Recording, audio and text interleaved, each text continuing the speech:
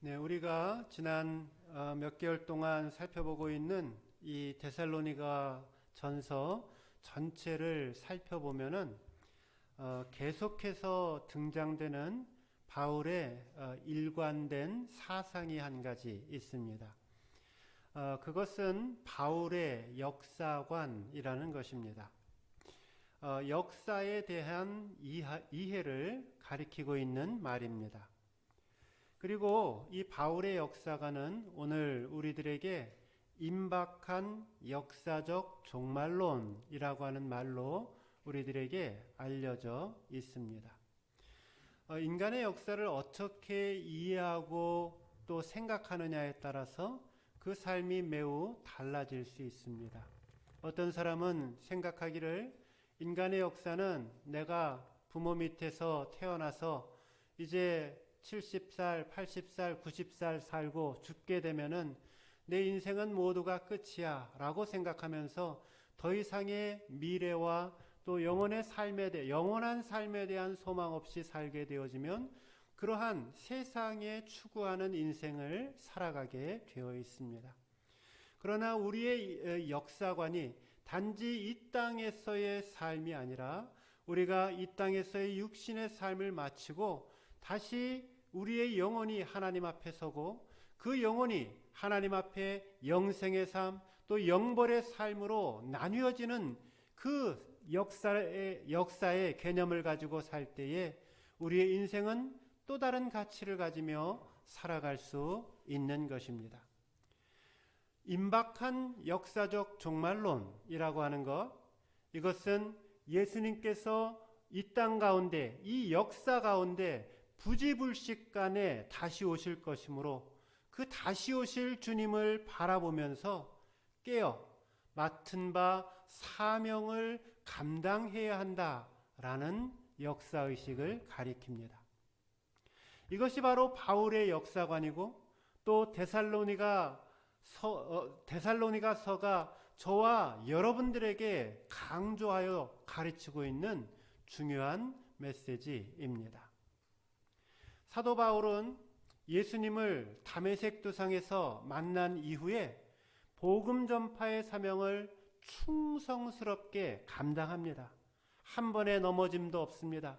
때로는 힘들고 외롭고 고통스럽고 육체적인 질병도 갖고 많은 환난들을 경험했지만은 그는 내가 하나님께로부터 받은 사명, 즉 이 복음 전파의 사명을 감당하는 그 일 감당하기 위해서는 나의 생명을 조금도 부끄럽지 않게 내 생명을 조금도 귀하게 여기지 않겠다라고 고백합니다.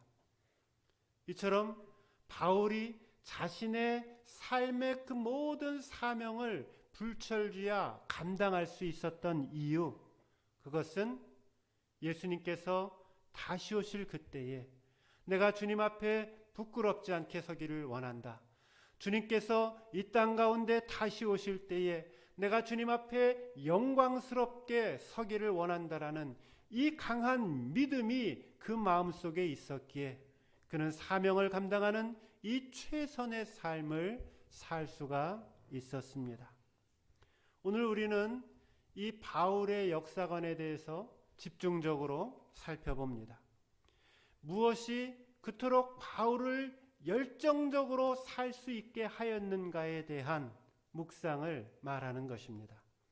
바라기는 오늘 이 주시는 하나님 말씀을 잘 받으셔서 저와 여러분의 삶도 이 사도 바울의 삶과 마찬가지로 하나님 앞에 열정적이고 멋있고 아름답게 살아갈 수 있기를 결심하는 귀한 시간이 되시기를 주님의 이름으로 축원드립니다.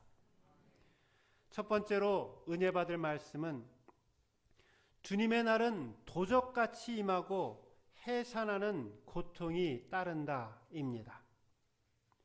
우리가 첫 번째로 묵상할 말씀은 예수님의 이 땅 가운데 다시 오심의 역사는 예상하지 못하는 상황 속에서 갑작스럽게 오게 되는 것이고, 또한 그 주님의 재림의 날은 믿는 자들에게 위로의 날이 되기도 하지만 또 믿지 않는 자들에게 고통과 심판이 뒤따르는 날이다 라고 말씀합니다.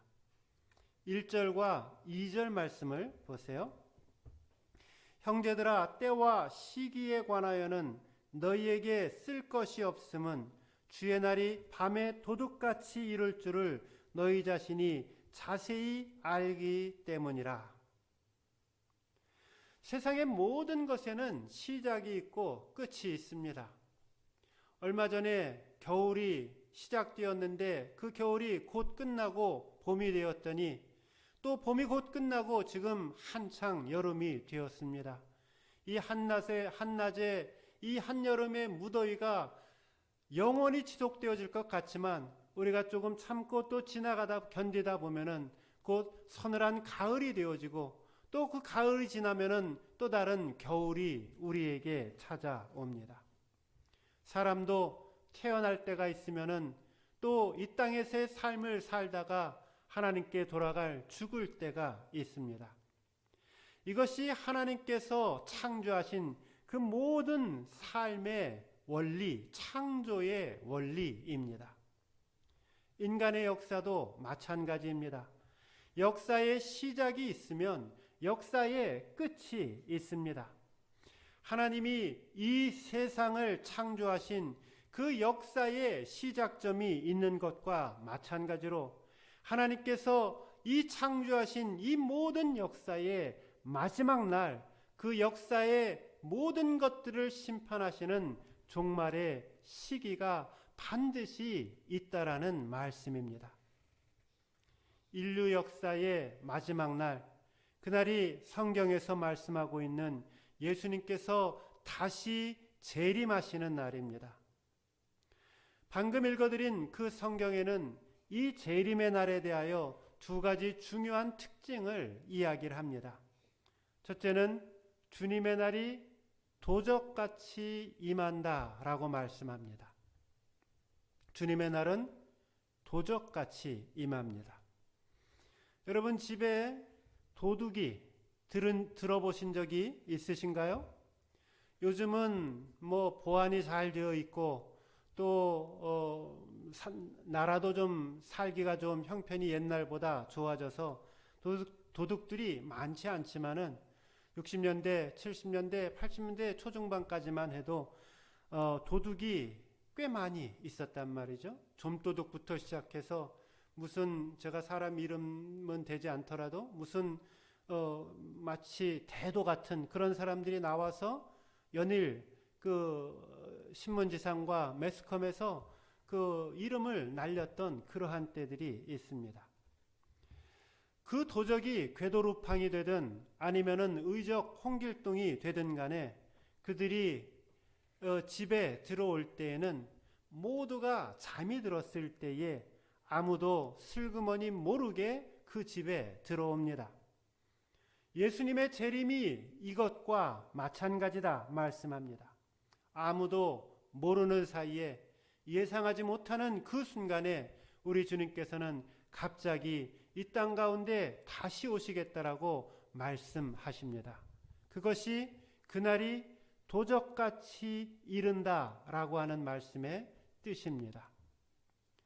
종말의 이론 가운데 시한부 종말론이라는 것이 있습니다. 이것은 많은 이단 전파자들이 이야기하고 있는 주장입니다. 하나님께서 어떤 특정한 시간을 정해 놓으시고 예표해 주셨고 그날에 예수님께서 오실 것이다 라고 하는 모든 주장을 가리킵니다. 이게 시한부 종말론입니다. 이 시한부 종말론은 오늘 우리가 읽은 이 성경 주의 날이 도적같이 임한다라는 말과 정면으로 배치되는 비성경적인 성경 해석인 것을 기억해야 합니다. 이 시한부 종말론을 주장하는 사람들이 주로 이용하고 있는 성경 구절이 하나 있습니다. 그것은 아모스 3장 7절입니다. 주 여호와께서는 자기의 비밀을 그 종 선지자들에게 보이지 아니하시고는 결코 행하심이 없으리라. 무슨 말이에요? 하나님께서 하나님의 뜻과 하나님의 계획과 하나님의 일들을 행하실 때에 하나님의 선지자들을 통해서 그 일들을 진행해 가신다라는 말입니다. 그런데 이 말씀을 확대하여서 해석을 하는 것이죠. 선지자들께 하나님께서 모든 것을 알려주시니 예수님의 재림의 시기도 알려주셨다라고 이야기를 하고 주장을 하는 것입니다. 이것은 마치 그 성경 한 구절을 가지고 성경 전체를 이해하려고 하는 장님이 코끼리 만지는 격과 같은 것입니다. 성경은 그날과 그때는 아무도 모른다 말씀합니다. 인자의 다시옴은 생각하지 아니하는 그때에 밤에 도적같이 임하기 때문이다 우리에게 말씀합니다. 두 번째로 이 예수님의 재림은 임신한 여자가 해산을 하는 것과 같다라고 말씀합니다. 3절 말씀을 보십시오. 그들이 평안하다 안전하다 할 그때에 임신한 여자에게 해산의 고통이 이름과 같이 멸망이 갑자기 그들에게 이르리니 결코 피하지 못하리라. 여기 지금 예수님의 재림을 임신한 여자가 해산을 하는 것과 같다라고 말씀합니다. 이 말에는 두 가지 의미가 있습니다. 임신한 여자의 배를 보게 되어지면 얘가 지금 3개월이 됐는지 얘가 6개월이 됐는지 얘가 이제 곧 산딸이 되어서 얼마 있지 않으면은 이 아이가 태어나게 될지 그것을 알 수가 있습니다. 이처럼 종말의 때는 어느 정도 그 시기를 예측할 수가 있고 어느 정도 그 상황을 바라볼 수는 있습니다. 그러나 말씀드렸듯이 그 종말의 정확한 때 아이가 정확하게 언제 태어날지는 아무도 모른다라는 것입니다. 목사님 요즘은 의학이 발달되어져서 산부인과에 가서 시간 정해놓고 제왕절개 하면은 그 정확하게 태어날 아이가 태어날 수 있지 않겠습니까? 그렇지 않습니다. 심지어 그렇게 사람이 철두철미하게 계산하고 의사와 또 부모가 그렇게 이야기를 한다고 하더라도 그 정확한 시기와 시점은 하나님께서만 우리들에게 정해주신 날인 것입니다. 이것과 마찬가지로 우리가 예수님의 재림에 대한 대략적인 그러한 짐작은 할 수 있지만 예수님의 재림의 시기는 정확하게 그 정확한 때는 아무도 알 수 없다라고 이야기를 합니다. 요즘 돌아가는 세상의 세태와 환경들을 보면 누가 가르쳐 주지 않아도 아마도 우리 주님이 다시 오시는 그때가 심판하시는 그때가 참으로 가까이 와 있구나 우리는 미루어 짐작할 수 있습니다. 그러기에 그 주님이 다시 오시는 그날을 바라보며 우리가 하나님 앞에 어떻게 살아가야 할 것인가를 고민하고 주님 앞에 우리의 믿음을 다시 새롭게 해야 할 것입니다. 임신한 여자의 해산과도 같다라고 하는 두 번째 말의 의미는 재림의 때는 고통의 때고 환난의 때다라는 것입니다. 잉태한 여자에게 해산의 고통이 임하는 것과 마찬가지로 사람이 상상할 수 없을 정도의 고통이 그 재림의 때에 이 인간의 역사 가운데 임하게 된다라고 말씀합니다. 그래서 사도 바울은 사람이 경험할 수 있는 가장 극단적인 고통의 순간인 이 출산에 비유하여서 말세의 고통을 이야기하고 있는 것입니다. 재림의 때를 나타내고 있는 그러한 여러 책들이 시중에 있습니다. 그 중에 휴거라고 하는 책도 있고 또 예수님이 이 땅에 다시 오신다라면 하는 그러한 책들도 있습니다. 이러한 책들은 대부분 요한계시록의 그 성경의 기록들을 바탕을 두고 미루어 생각하고 또 작가적 상상력을 발휘하여서 그때 당시의 상황들을 이렇게 비유적으로 혹은 상상하여서 당시의 상황들을 적어 놓은 글들입니다. 근데 휴거라고 하는 책에 보면은 당시에 예수님을 진정 마음의 구세주와 주님으로 모셔드리지 못한 사람들, 예배당에는 나왔어요. 그리고 하나님을 믿는 것 같아요. 그런데 진정 그 마음속에 예수님이 내 삶의 구세주와 주님이 되어지지 못한 사람들이 다른 사람들 천국에 들림받게 되었을 때 그 땅에 남아서 고통당하고 있는, 이 재림의 시기에 고통당하고 있는 그 사람들의 이야기들을 적어놓은 책입니다. 함께 신앙생활하던 다른 사람들은 들림받아서 공중에서 주님과 함께 왕노릇하며 살아가고 있는데, 자신은 이 땅에 남아서 성경의 표현대로 7년 동안 이 땅에서 다시 한번 구원받을 수 있는 그 기회를 얻기 위하여 육체의 모진 고통과 사회적인 고통과 정신적인 고통과 영적인 모든 고통들을 당하며 사단의 직접적인 박해 속에서 그 삶과 그 믿음을 지키기 위하여 고통당하고 있는 그 삶의 순간들을 기록해 놓은 것입니다. 주님이 다시 오시는 그날, 이 땅에는 사람들이 한 번도 경험해 보지 못한, 사람들이 상상도 하지 못한 그 고통의 때가 이 땅 가운데 임하게 될 것이다 라고 말합니다. 사람들은 누구나 다 한 번 태어나면 죽는다라는 것을 머리로는 알고 있습니다. 그런데 매일의 삶 속에 내가 곧 이 땅에서 하나님께서 우리를 부르신다라면 나는 곧 이 땅에서의 내 생명을 마치고 주님 앞에 설 것이야, 이것을 기억하고 또 하나님 앞에 조심스럽게 살아가는 사람들은 참으로 많지 않습니다.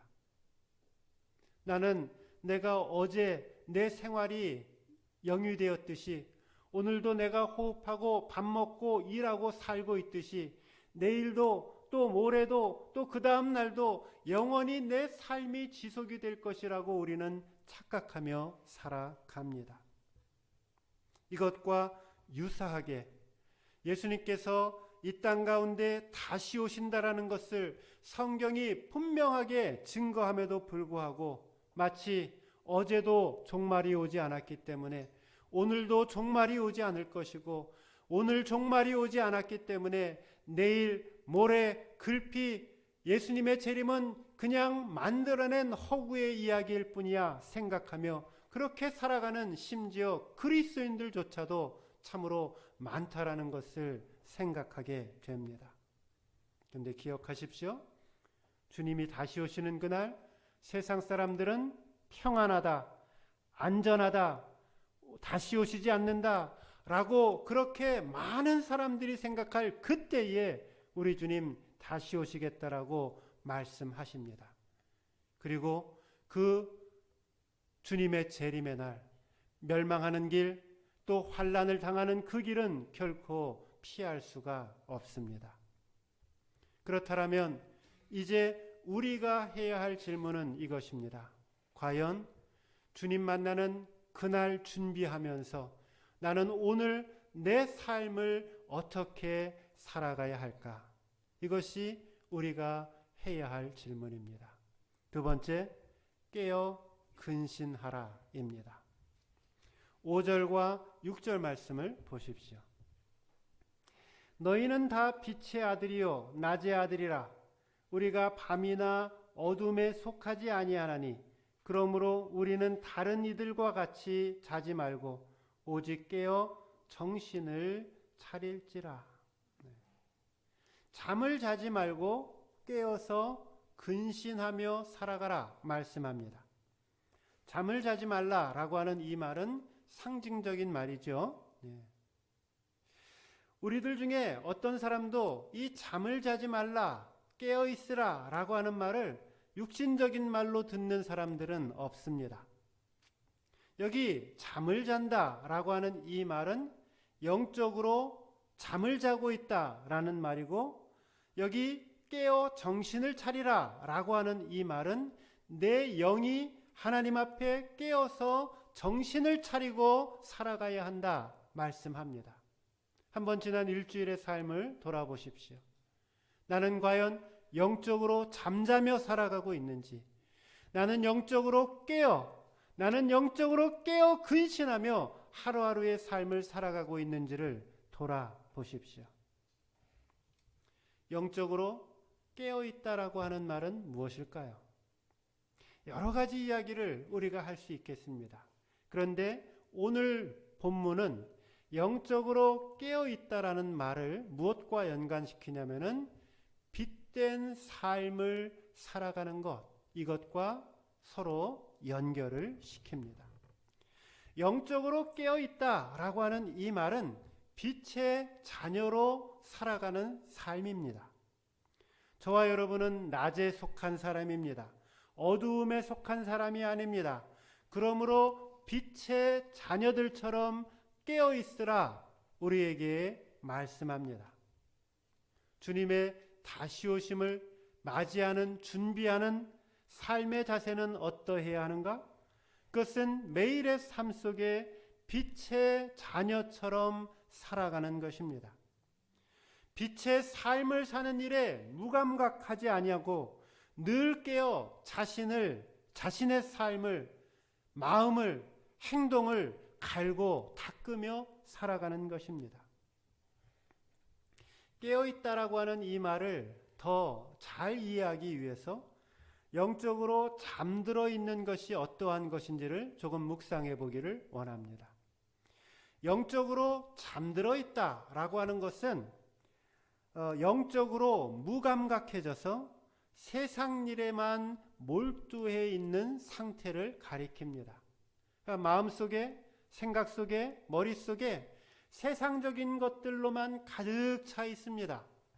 그리고 그 마음이 무디어져서 하나님의 음성, 주님의 뜻, 하나님의 말씀 가운데는 멀어져서 자신의 생각대로, 자신의 소욕대로 살고 있는 것이 영적으로 잠자고 있는 삶의 상태입니다. 특별히 성경은 이 영적으로 잠자고 있다라고 하는 이 말을 술 취해 있는 상태와 비교하곤 합니다. 누가복음 21장 31절에 보면 이렇게 기록합니다. 너희는 스스로 조심하라. 그렇지 않으면 방탕함과 술 취함과 생활의 염려로 마음이 둔하여지고 뜻밖의 그날이 덫과 같이 너희에게 임하리라. 여기 주님의 재림을 이야기를 하면서 특별히 영적으로 방탕해 있는 상태, 영적으로 잠자고 있는 상태를 술 취함의 상태와 비교하고 있습니다. 물론 성경은 술 취함의 상태와 또 어떤 것을 비교하냐면은 성령의 다스림의 상태를 비유하기도 합니다. 그런데 영적으로 잠자고 있는 상태가 무엇인지를 설명하기 위해서 또한 동시에 성경은 술 취함의 상태를 이야기를 합니다. 술을 드시면, 술은 드시는 게 아니죠. 술을 먹으시면, 먹으시는 것도 아니죠. 술을 먹으면 어떠한 일들이 생기죠? 마음의 감각이 없어지죠. 또 몸이 약해지고 마음이 둔해집니다. 깨어 있으면은 반듯하게 일처리를 잘할 수 있는데 술이 취해서 많이 그 술이 나를 지배하게 되어지면 그 다음에 일상의 생활들을 영위할 수 없는 감각이 둔한 상태가 되어집니다. 영적으로 잠이 들어있게 되어지면 우리의 마음에 굳은 살이 박히게 됩니다. 그래서 우리의 영적인 감각이 둔하여집니다. 아무리 소리쳐서 하나님의 말씀을 외쳐도 그 마음이 가슴속 깊이 박힐 수가 없습니다. 아무리 양심을 찔러도 좀처럼 그 양심에 가책을 받는 일이 없습니다.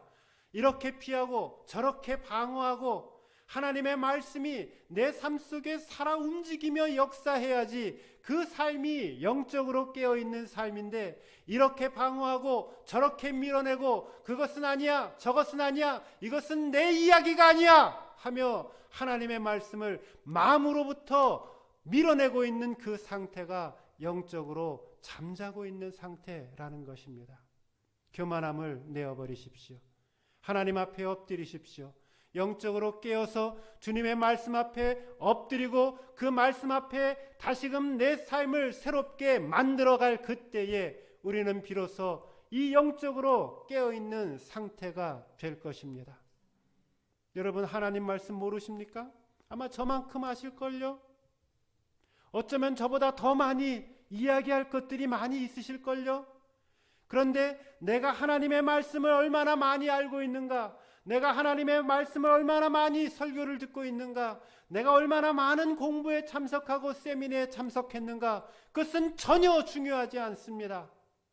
오늘 내가 영적으로 깨어있게 되어질 때 나에게 들려지는 그 하나님의 말씀이 살아있는 하나님의 말씀이 되어지고 성령의 검이 되어서 내 삶을 바꾸고 내 생각을 바꾸고 하나님 앞에 새 삶을 살게 되어질 때에 그것이 비로소 영적으로 깨어있는 삶인 것을 기억하시기 바랍니다.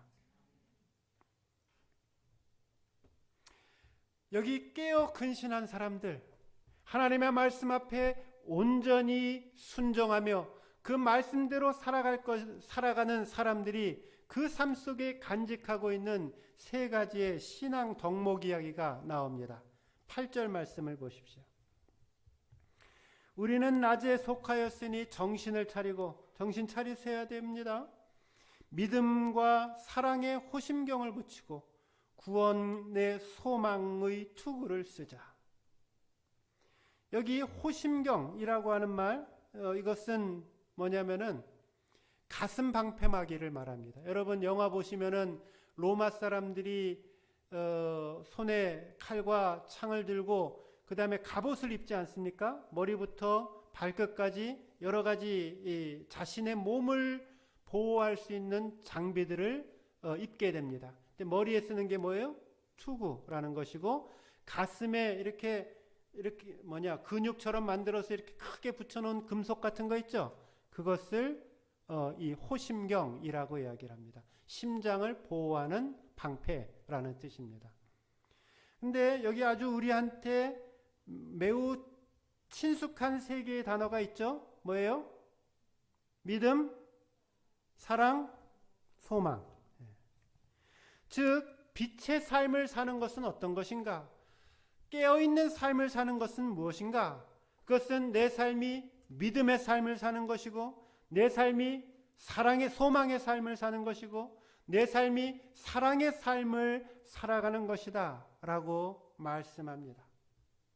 주님 다시 오시는 그날에 저와 여러분이 주님께 보여드릴 수 있는 것이 무엇이겠습니까? 그것은 우리의 날마다 성숙해져가는 우리의 믿음의 모습이 아니겠습니까?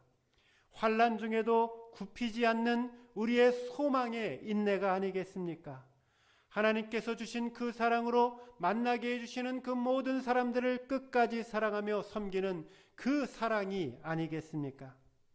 바라기는 저와 여러분 모두가 주님 다시 오시는 그날까지 우리의 믿음의 진보를 나타내시고 소망의 인내를 간직하시고 또 사랑의 덕을 더 깊고 더 넓게 펼쳐나아가 기쁨으로 우리 주님 만나실 수 있기를 주님의 이름으로 축원드립니다. 마지막 세 번째, 피차 권면하고 덕을 세우라입니다. 11절 말씀 여러분들이 한번 읽어주시면 고맙겠습니다. 11절 시작.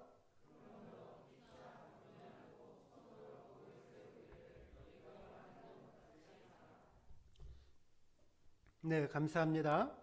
그러므로 피차 권면하고 피차 덕을 세우기를 너희가 하는 것 같이 하라. 너희가 여지껏 잘했던 것처럼 하라 라는 뜻입니다. 주님께서 다시 오시는 날을 기다리며 사는 사람들, 그들은 자신의 하나님 앞에서의 믿음뿐만이 아니라 하나님 앞에서 자신의 삶의 모습을 지키는 빛의 삶을 살아갈 뿐만이 아니라 아울러 하나님이 우리에게 허락해 주신 함께 믿음 생활하게 하신 형제들을 돌보는 삶을 살 것을 말씀하고 있습니다. 여러분, 이것이 참으로 중요합니다.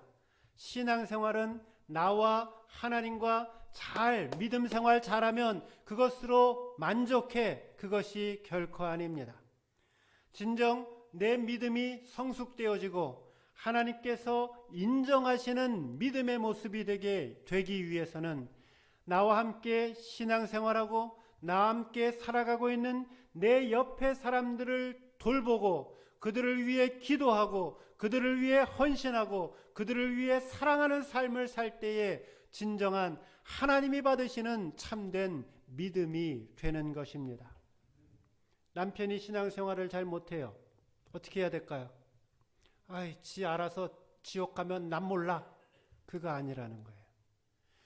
그 완악하고 또 고집스러운 그 남편을 위해서 하나님 앞에 골방에 들어가서 무릎 꿇고 하나님 내 남편 살려주세요. 하나님 내 남편 구해주세요. 하나님 내 남편의 그 심령을 다시금 새롭게 하나님의 말씀으로 변화시켜 주옵소서. 울며 기도하며 하나님 앞에 메어달리며 간구할 때에 하나님이 그 가정에 새로운 하나님의 참된 믿음을 허락하시고 새로운 사랑의 관계를 만들어 주실 것입니다. 아내가 믿음 생활에는 관심을 갖지 않고 세상 일에만 팔려 있고 세상 유혹과 세상 재리와 세상 욕심에만 정신이 없어요. 무릎을 꿇고 하나님 우리 가정을 불쌍히 여겨 주옵소서. 하나님 내 아내를 불쌍히 여겨 주옵소서. 믿음을 새롭게 하여 주옵소서. 하나님을 더 깊이 사랑하고 알게 하여 주옵소서. 주님 앞에 메어달리고 다시 나아가게 되어질 때 하나님이 그 부부를 믿음 안에서 새롭게 만들어 가십니다. 자녀들이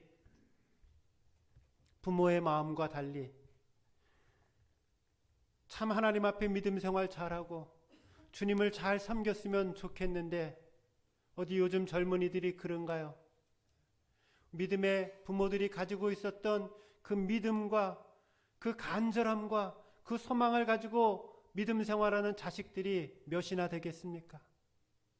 아유, 지 믿음은 지가 알아서 해야지. 나는 it's not my business. 나는 그 일에 관여하지 않겠어. 그렇지 않습니다. 그 자녀의 영혼을 위해서, 그 자녀의 미래를 위해서, 그 자녀의 삶을 위해서 부모가 골방에 들어가 하나님 내 아들을 불쌍히 여겨 주옵소서. 하나님 내 아들을 살려 주옵소서. 하나님 내 딸을 붙잡아 주옵소서. 주님 그들을 만나 주셔서 하나님 안에서 참된 믿음의 삶, 구원의 소망을 누리며 천국의 소망을 누리며 살아가는 참 믿음의 자녀가 되게 하여 주옵소서. 기도하며 나아갈 때 세상 속에 빠져있던 나의 자녀들이 주님 앞에 돌아오는 것이고 세상 일에 빠져서 주님 몰라 하는 그 자녀들이 언젠가 돌아오긴 지금 안 들어오는데 언제 돌아와요? 지금 기도 안 하고 지금 그 영혼을 위해 붙들고 있지 않는데 그 자녀들이 언제 돌아올까요? 하나님 앞에 먼저 믿은 자들이 그 죽어가는 영혼들을 위해 눈물을 흘리고 씨앗을 뿌리고 하나님 앞에 메어 달릴 때에 우리의 가정이 복음 안에서 새롭게 부흥되어지는 것이고 복음화되어지는 것이고 하나님의 축복을 온 가족이 영적으로 육적으로 받게 되는 줄 믿으시기 바랍니다. 믿음은 피차 권면하고 덕을 세우는 것입니다. 나만 하나님 앞에 잘 믿는다라고 그것이 믿음 생활이 아닙니다. 나의 사랑하는 배우자, 나의 사랑하는 자녀들, 나의 사랑하는 부모님을 향하여 피차 권면하고 피차 덕을 세우고 권면 어떻게 하는 거예요? 말로 하는 거죠. 덕은 어떻게 하는 거예요? 행동으로 하는 것이죠. 말로 끊임없이 권면하고 행동으로 끊임없이 모범을 보여 우리의 삶 속에 그리스도의 영광이 우리의 가정 속에 우리의 이웃 속에 그리스도의 능력과 은혜가 넘쳐나는 삶을 살아가야 하는 것입니다.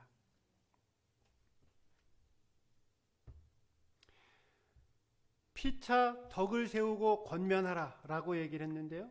그 이야기는 한 사람의 인생이라고 하는 것은 언제나 내 주변 사람들에게 영향을 주게 되어 있다라는 것을 여러분 기억하셔야 됩니다. 영향을 준다라고 하는 것은 항상 두 가지 의미를 갖습니다. 영향을 준다라는 것은 무조건 좋은 게 아니에요. 영향을 준다라고 하는 것은 어떤 사람들의 경우는 좋은 영향을 줄 수가 있겠죠. 또 반면에 어떤 사람들은 좋지 못한 영향을 줄 수가 있어요. 우리는 누구에게나 우리가 만나고 있는 모든 사람들에게 영향을 주고 있어요. 어떤 사람은 좋은 영향을 주고 있는 것이고 어떤 사람은 좋지 못한 영향을 주고 있는 것입니다. 이스라엘 백성들이 광야 생활을 할 때에 많은 이스라엘 백성들이 그 입에 무엇을 달았나요? 불평하고 불만하고 오늘은 메추라기가 없다. 오늘은 만나가 맛이 없다. 오늘은 먹을 물이 없다. 매일같이 그 입에 불평을 입에다 달고 살았습니다. 근데 그 불평은 결국 사람과 사람들 사이에 전염이 되어지고 결국 그 이스라엘 백성 전체가 하나님께서 약속하신 그 가나안 땅에 들어가지 못하는 결과를 빚게 된 것입니다. 여러분들의 입술, 여러분들의 행동은 과연 내 주변 사람들에게, 내 가족들에게, 내 친구들에게, 내 동료들에게, 함께 신앙생활하는 다른 교인들에게 어떤 영향을 주고 있는지를 돌아보셔야 합니다.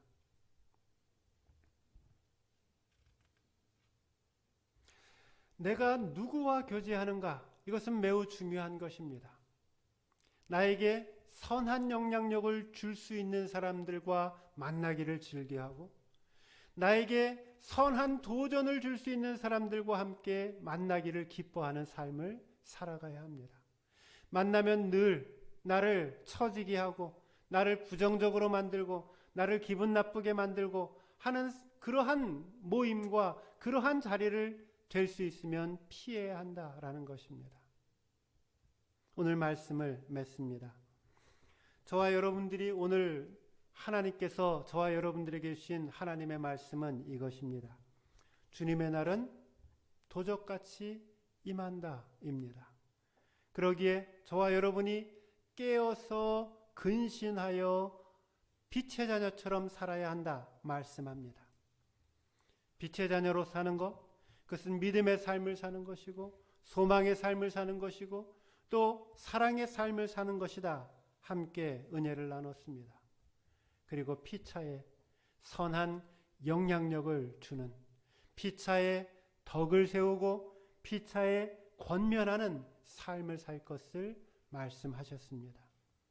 바라기는 저와 여러분의 삶이 주님께서 부지불식간에 다시 오시는 그날까지 믿음을 지키시고 소망의 인내를 가지시고 사랑이 충만한 삶을 사시며 서로 권면하고 서로 덕을 세우며 살아가는 복된 인생 되시기를 주님의 이름으로 축원드립니다.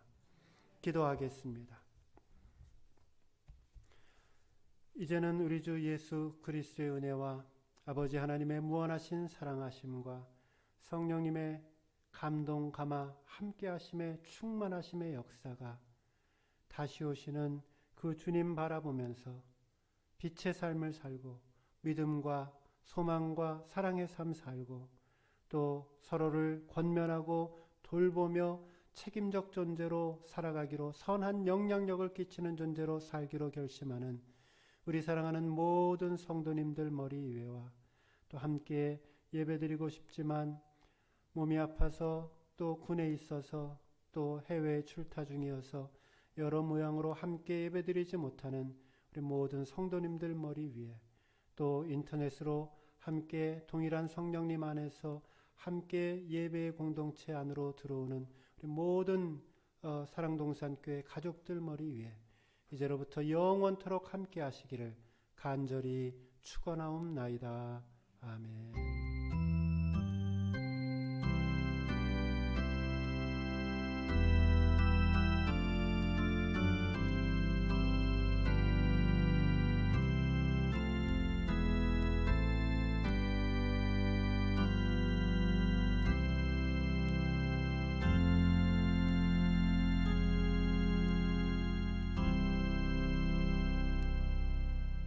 한 주간도 주 안에서 기뻐하시고 주와 함께 기뻐하시기 바랍니다.